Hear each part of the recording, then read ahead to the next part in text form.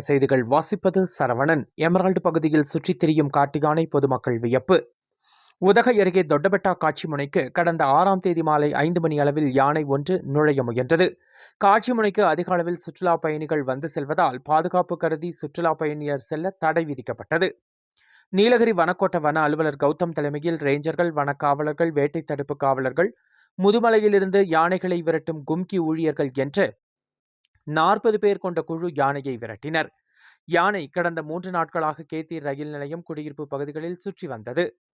இந்த நிலையில் தீட்டுக்கல் பகுதியில் சுற்றித் திரிந்த இந்த யானை தற்பொழுது எமரால்டு பகுதியில் குடியிருப்பு, தேயிலை தோட்டம், சாலை என்று அனைத்து பகுதிகளிலும் சுற்றி வருகிறது. உதகை எமரால்டு லாரன்ஸ் பகுதியில் சுற்றித் திரிந்த யானையை அப்பகுதி பொதுமக்கள் வியப்புடன் கண்டு ரசித்தனர். கோவை நீலகிரி செய்திகளுக்காக எமது சிறப்பு செய்தி ஆசிரியர் தமிழ் வெங்கடேசன்.